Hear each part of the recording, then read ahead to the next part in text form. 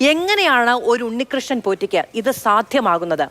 എങ്ങനെയാണ് ഒരു ഉണ്ണികൃഷ്ണൻ പോറ്റിക്ക് ശബരിമലയുടെ ഭരണവുമായി ബന്ധപ്പെട്ടും ഇവിടുത്തെ മുഴുവൻ ഇന്നിപ്പോൾ പുറത്തു വന്ന ഫോട്ടോകളൊക്കെ നോക്കുമ്പോൾ എന്തുകൊണ്ടാണ് കേരളത്തിൽ ഇത്രയധികം ഈ വിഷയത്തിൽ പ്രതികരണമില്ലാതെ പോകുന്നത് എന്നത് വ്യക്തമാവുകയാണ്. കാരണം എല്ലാ മേഖലകളിൽ നിന്നുമുള്ള പ്രമുഖരുടെ, കേരളത്തിലെ മുഖ്യമന്ത്രിയുടെ, മന്ത്രിമാരുടെ, മറ്റ് നേതാക്കളുടെ ഒക്കെ കൂടെ നിന്നുകൊണ്ടുള്ള അവരുടെയൊക്കെയായ അടുപ്പം സ്ഥാപിക്കാൻ ശ്രമിക്കുന്ന തരത്തിലുള്ള ശ്രമങ്ങൾ ഇയാളുടെ ഭാഗത്തുനിന്നുണ്ടായിട്ടുണ്ട്. ഈ ശ്രമങ്ങളും ഈ ഫോട്ടോകളും ഒക്കെ വെച്ചുകൊണ്ടാണ് കൂടുതൽ വലിയ ബന്ധങ്ങൾ ഉണ്ടാക്കുന്നത്. നാടൊട്ടുക്ക് പിരിവാണ്. എന്തിനാണ് അയ്യപ്പന് കൊടുക്കാൻ, എന്നിട്ട് എത്രയാണ് കൊടുക്കുന്നത് എന്നതടക്കമുള്ള കാര്യം. ഇപ്പൊ 2025 അറ്റകുറ്റപ്പണി നടത്തിയത് ഏതാണ്ട് 2.5 പവൻ സ്വർണം മാത്രമാണ്. അയ്യപ്പൻ ഇല്ലാത്തതാണോ 2.5 പവൻ? തിരുവാഭരണം കമ്മീഷണർ അങ്ങോട്ട് കത്തയച്ചു ചോദിക്കാൻ അങ്ങേക്ക് എന്തെങ്കിലും ചെയ്യാൻ കഴിയുമോ? അപ്പോ വലിയ മനസ്സുള്ള ഉണ്ണികൃഷ്ണൻ പോറ്റി ഇങ്ങോട്ട് പറയാണ് ഞാൻ ഇതൊക്കെ ചെയ്തു കൊടുക്കാം, എൻ്റെ കയ്യിൽ തന്നേക്കുമെന്ന്. 4 പ്ലേറ്റുകളിലാണ് ഈ 2025 അവിടെ ഒരു അറ്റകുറ്റപ്പണി നടത്തുന്നത്. വളരെ നാമമാത്രമായ അറ്റകുറ്റപ്പണി, ബാക്കിയുള്ളതിൽ പോളിഷിംഗ്. 2.5 പവൻ സ്വർണ്ണമാണ്. ഈ 2.5 പവന്റെ സ്വർണ്ണ ചെലവ് വഹിക്കാൻ കഴിയാത്ത ഒരു ദേവസ്വം ബോർഡാണോ ശബരിമല ഭരിക്കുന്നത്? അതിന് ഉണ്ണികൃഷ്ണൻ പോറ്റിയെ ആനയിച്ചു കൊണ്ടുവരേണ്ട ആവശ്യമുണ്ടോ? അത്രയ്ക്ക് പാപ്പരാണോ?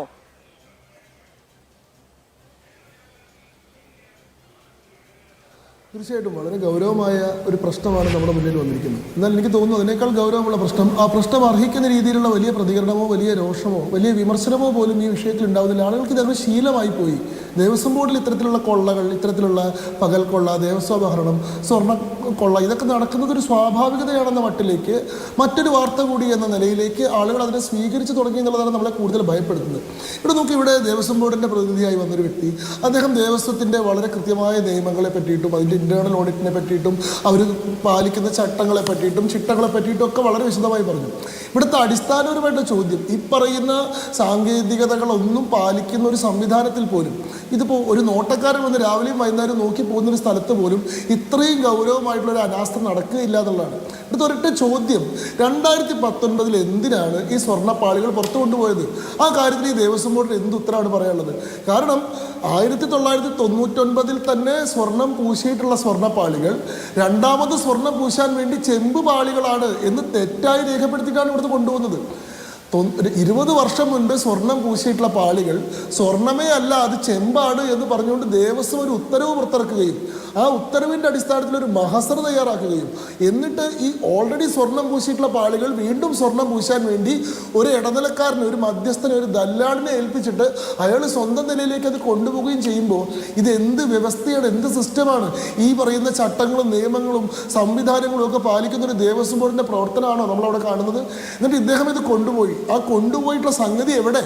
ഇപ്പോൾ പറയുന്നു മറ്റൊരു പാളികളാണ് ഇവിടേക്ക് എത്തിച്ചത്, ഹൈദരാബാദിൽ പുതിയ ചെമ്പ് പാളികൾ ഉണ്ടാക്കി, അത് 49 പവൻ സ്വർണം വെച്ചുകൊണ്ട് സ്മാർട്ട് ക്രാഫ്റ്റിൽ സ്വർണം പൊതിഞ്ഞു, അത് ഇങ്ങോട്ട് കൊണ്ടുവന്നു, അതാണ് ഇപ്പോൾ അവിടെ ഉള്ളത്. ഇവിടുന്ന് കൊണ്ടുപോയി 6 വർഷം മുൻപ് കൊണ്ടുപോയിട്ടുള്ള 42 കിലോഗ്രാം തൂക്കമുണ്ടായിരുന്ന ഈ സ്വർണ്ണപ്പാളികൾ എവിടെ പോയി? വിജയ് മല്യ സ്വർണം പതിപ്പിച്ചിട്ടുള്ള സ്വർണ്ണപ്പാളികൾ എവിടെ പോയി? അതിപ്പോഴും കിട്ടിയിട്ടില്ല. ഈ കാര്യത്തിൽ ദേവസ്വം ബോർഡിന് എന്തെങ്കിലും ഒരു പരാതിയോ ആക്ഷേപമോ എങ്കിലും ഉണ്ടായിരുന്നോ? തങ്ങളുടെ കൈവശത്തിൽ, തങ്ങളുടെ മേൽനോട്ടത്തിൽ, തങ്ങളുടെ നിയന്ത്രണത്തിൽ ഉണ്ടായിരുന്ന അയ്യപ്പൻ്റെ വഹകൾ 6 വർഷം മുൻപ് നഷ്ടപ്പെട്ടതുമായി ബന്ധപ്പെട്ട് ഒരു അന്വേഷണം പോലും ദേവസ്വം ബോർഡ് ഇതുവരെ നടത്തിയിരുന്നില്ല. ഇത് ബഹുമാനപ്പെട്ട ഹൈക്കോടതിക്ക് മുമ്പിൽ ഇപ്പോൾ 2025 ഇത് വീണ്ടും സ്വർണം പൂശാൻ കൊണ്ടുപോയതുമായി ബന്ധപ്പെട്ട് അത് കോടതിയുടെ അനുമതി ഇല്ലാതെയാണ് കൊണ്ടുപോയത് എന്ന് പറഞ്ഞ് സ്പെഷ്യൽ ദേവസ്വം കമ്മീഷണർ റിപ്പോർട്ട് കൊടുത്ത് ആ റിപ്പോർട്ടിൻ്റെ അടിസ്ഥാനത്തിൽ ഹൈക്കോടതി സുവോമോട്ടോ പ്രൊസീഡിങ്സ് ആരംഭിച്ച് ആ സുവോമോട്ടോ പ്രൊസീഡിങ്സിൽ പഴയ മഹസറുകൾ വിളിച്ചു വരുത്തി പരിശോധിച്ചപ്പോഴാണ് ഇങ്ങനെയൊരു കൃത്രിമത്വം 2019 നടന്നതായിട്ട് ബഹുമാനപ്പെട്ട ഹൈക്കോടതിക്ക് ബോധ്യപ്പെടുകയും അതിൻ്റെ അടിസ്ഥാനത്തിൽ നടപടി ഉണ്ടാവുകയും ചെയ്ത്. ഇവിടെ ഇപ്പോൾ ഇടതുപക്ഷത്തിൻ്റെ പ്രതിനിധി പറയുന്ന പോലെ അയ്യപ്പ സംഗമം നടക്കുമ്പോൾ അതിൻ്റെ ശോഭ കെടുത്താൻ വേണ്ടിയിട്ട് ഉണ്ണികൃഷ്ണൻ പോറ്റി സ്വമേധയാ വന്നിട്ട് ഒരു പരാതി ബോധിപ്പിച്ചിട്ടല്ല ഈ കേസ് ഉണ്ടായിട്ടുള്ളത്. ഈ കേസിൽ 7ാം പ്രതിയാണ്, 7th റെസ്പോണ്ടൻ്റ് ആയിട്ടാണ് ഉണ്ണികൃഷ്ണൻ പോറ്റി എന്ന് പറയുന്ന ആൾ. ഇത് ഹൈക്കോടതി സുവോമോട്ടോ എടുത്തിട്ടുള്ള കേസാണ്. സ്പെഷ്യൽ കമ്മീഷണറുടെ റിപ്പോർട്ടിൻ്റെ അടിസ്ഥാനത്തിൽ ഹൈക്കോടതി എടുത്തിട്ടുള്ള കേസാണ്. ദേവസ്വത്തിന് ഇത്രയും കാലമായിട്ട് ഈ സ്വർണം നഷ്ടപ്പെട്ടതുമായി ബന്ധപ്പെട്ട് ഒരു പരാതി പോലും ഉണ്ടായിരുന്നില്ല എന്നുള്ളതാണ്. അപ്പോൾ എത്ര ഗൗരവകരമായിട്ടുള്ള പ്രശ്നമാണ്. KT ശങ്കറിനെ നിയമിച്ചിട്ടുള്ളത് ഈ കേസ് അന്വേഷിക്കാനാണെന്ന് അദ്ദേഹം പറയുന്നത് കേട്ടു. അതും തെറ്റാണ്.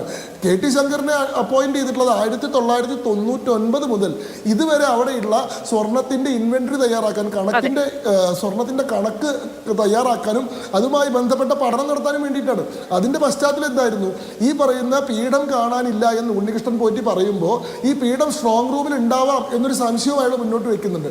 അതിൻ്റെ അടിസ്ഥാനത്തിൽ 2 സ്ട്രോങ് റൂമുകളും. ശബരിമലയിലെ സ്ട്രോങ് റൂമും അതേപോലെ തന്നെ ആറന്മുളയിലുള്ള സെൻട്രൽ സ്ട്രോങ് റൂമും 10 ദിവസം പരിശോധിച്ചിട്ടും അവിടെ നിന്ന് ഒന്നും കിട്ടിയില്ല. പക്ഷേ ഈ പരിശോധിക്കുന്ന സംഘം കാണുന്നത് സ്വർണ്ണ നാണയങ്ങൾ ചാക്കിൽ കെട്ടി വെച്ചിരിക്കുന്നു. എത്രയാണ് ഈ നാണയങ്ങൾ എന്നുള്ളത് കണക്കില്ല. ഈ ബുക്കിലൊന്നും അതുമായി ബന്ധപ്പെട്ട ഒരു സംഖ്യ പറയുന്നില്ല. അതിൽ നിന്നൊരു പിടി വാരിയിട്ട് ഒരാൾ പോയാലും ഒരാൾ പറയാൻ പോകുന്നില്ല. ഒരു പെട്ടിയിൽ സ്വർണ്ണാഭരണങ്ങൾ അടുക്കി വെച്ചിരിക്കണം. ആ പെട്ടി പ്രോപ്പർലി പൂട്ടാൻ പോലും പറ്റുന്നില്ല. ഇത്രയും അവധാനത ഇല്ലാതെയാണ്, ഇത്രയും സൂക്ഷ്മതയില്ലാതെയാണ് ദേവൻ അർഹതപ്പെട്ടിട്ടുള്ള സ്വർണ്ണാഭരണങ്ങളും പണ്ടങ്ങളും എല്ലാം കൈകാര്യം ചെയ്യുന്നത് എന്ന റിപ്പോർട്ടിൻ്റെ അടിസ്ഥാനത്തിലാണ് ഇൻവെൻട്രി തയ്യാറാക്കാൻ വേണ്ടി 999 മുതലുള്ള കണക്കുകൾ രേഖപ്പെടുത്താൻ വേണ്ടിയിട്ട് ജസ്റ്റിസ് KT ശങ്കറിൻ്റെ നേതൃത്വത്തിൽ ഒരു കമ്മീഷനെ അപ്പോയിന്റ് ചെയ്തിട്ടുള്ളത്. അതല്ല ഇവിടെ നമ്മൾ ചർച്ച ചെയ്യുന്ന വിഷയം. ഇവിടെ നമ്മൾ ചർച്ച ചെയ്യുന്ന വിഷയം 2019 20 വർഷം മുൻപേ തന്നെ സ്വർണം പൂശിയിരുന്ന ദ്വാരപാലക ശില്പങ്ങൾ സ്വർണം പൂശിയതല്ല, അത് വെറും ചെമ്പാണ് എന്ന് തെറ്റായ ഉത്തരവിറക്കിക്കൊണ്ട് ഒരു സ്വകാര്യ വ്യക്തി അത് ഗോൾഡ് പ്ലേറ്റ് ചെയ്യിക്കാനുള്ള ചുമതല ഈ ദേവസ്വം ബോർഡ് എന്ന് പറയുന്ന സംവിധാനം ഏൽപ്പിക്കുകയും അയാളത് ഒറ്റയ്ക്ക് ചെന്നൈ വരെ കൊണ്ടുപോവുകയും അയാളുടെ കൂടെ ആരും അനുഗമിക്കുന്നില്ല. ഇപ്പോൾ പറയുന്നു ദേവസ്വത്തിൻ്റെ തലത്തിൽ ആൾക്കാർ അനുഗമിക്കാൻ വേണ്ടിയിട്ട് തീരുമാനമെടുത്തിരുന്നു, പക്ഷെ അത് ചില ഉദ്യോഗസ്ഥന്മാർ ഇടപെട്ടിട്ട് അട്ടിമറിച്ചു. എങ്ങനെയാണ് ഉണ്ണികൃഷ്ണൻ പോറ്റി എന്ന് പറയുന്ന ഒരാൾക്ക് ഈ ദേവസ്വം ബോർഡിൻ്റെ ഉന്നതതല തീരുമാനങ്ങളെ അട്ടിമറിക്കാൻ സാധിക്കുന്നത്? ഇത് ഞാൻ ഒറ്റയ്ക്ക് കൊണ്ടുപോയിക്കോളാം, എനിക്ക് ആരുടെയും സഹായം വേണ്ട, ഞാൻ കൊണ്ടുപോയി ഞാൻ കൊടുന്നോളാം ഇയാൾ പറയുമ്പോൾ ആ തിരുവായ്ക്ക് എതിർവാ പറയാൻ കഴിയാത്ത എന്ത് വിധേയത്വമാണ് തിരുവിതാംകൂർ ദേവസ്വം ബോർഡ് ഉണ്ണികൃഷ്ണൻ പോറ്റിയോടുള്ളത്? അദ്ദേഹത്തിന് ഈ പറയുന്ന ഉന്നത രാഷ്ട്രീയ നേതൃത്വവുമായിട്ടുള്ള ബന്ധമാണോ? മുഖ്യമന്ത്രി ഉൾപ്പെടെ മന്ത്രിമാരുൾപ്പെടെ വലിയ നേതാക്കന്മാരുടെ ഒപ്പം നിന്ന് ഫോട്ടോ എടുക്കുന്ന ആളാണ് താൻ ശബരിമലയുടെ സ്പോൺസറാണ്. എന്ത് അടിസ്ഥാനത്തിലാണ് ഇത്രയും കാലമായിട്ട് ഇയാളെ സ്പോൺസർ എന്ന് വിളിച്ചിരുന്നതെന്ന് എനിക്ക് മനസ്സിലാവുന്നില്ല. ശബരിമലയിൽ ഈ പറയുന്ന ശ്രീകോവിൽ മുഴുവൻ 30 കിലോ സ്വർണ്ണം ഉപയോഗിച്ചുകൊണ്ട് ഗോൾഡ് പ്ലേറ്റിംഗ് ചെയ്യുന്നത് വിജയ് മല്യയാണ്. ആ വിജയ് മല്യ ചെയ്തിട്ടുള്ള ഗോൾഡ് പ്ലേറ്റിങ്ങിൽ നാളികേരം തട്ടിയിട്ടും ചില്ലറ നാണയ തുട്ടുകൾ തട്ടിയിട്ടും നെയ്യ് പറ്റിയിട്ടും ഒക്കെ ചില കേടുപാടുകളുണ്ട്. അതുകൊണ്ട് ഞാനത് സ്വന്തം നിലയിൽ നേരാക്കി തരാമെന്ന് കൊണ്ട് ദേവസ്വത്തെ അങ്ങോട്ട് ചെന്ന് സമീപിക്കുന്ന ഒരാളാണ് ഈ ഉണ്ണികൃഷ്ണൻ പോറ്റി. ഈ ഉണ്ണികൃഷ്ണൻ പോറ്റി ഈ പറയുന്ന കാര്യങ്ങളൊന്നും ചെയ്യുന്നത് സ്വന്തം കയ്യിലെ കാശെടുത്തിട്ടല്ല. ഇയാൾ അയ്യപ്പൻ്റെ പേര് പറഞ്ഞ് നാട് മുഴുവൻ നടന്ന് പിരിക്കുകയാണ് ചെയ്യുന്നത്. ഈ പറയുന്ന പോലെ രണ്ടാമത് ഗോൾഡ് പ്ലേറ്റ് ചെയ്യിക്കാൻ വേണ്ടിയിട്ടുള്ള ചെമ്പ് തകിടുകൾ ഉണ്ടാക്കിക്കുന്നതും അത് ഗോൾഡ് പ്ലേറ്റ് ചെയ്യിക്കുന്നതും ബാംഗ്ലൂരുള്ള വിനീത് ജെയിൻ എന്ന് പറയുന്ന വ്യവസായിയെ ഉപയോഗിച്ചുകൊണ്ടാണ്. അതേപോലെ തന്നെ മലയാളിയായിട്ടുള്ള ഒരാൾ 35 ലക്ഷം രൂപ കൊടുത്തതായി പറയുന്നു. ഈ പറയുന്ന അറിയില്ല. അങ്ങനെ 10-12 പേരിൽ നിന്ന് ഈ പറയുന്ന വലിയ തുക സമാഹരിച്ചിട്ട് ഈ പറയുന്ന നാമമാത്രമായ ഒരു സംഭാവന ശബരിമലയിലേക്ക് കൊടുത്ത് അതിൽ നിന്ന് വലിയ പണം പറ്റിയിട്ടുണ്ടോ എന്ന് അടക്കമുള്ള കാര്യങ്ങളൊക്കെ വലിയ സംശയാസ്പദമായ സാഹചര്യങ്ങളായി ഉരുത്തിരിഞ്ഞു വന്നിരിക്കുകയുമാണ്.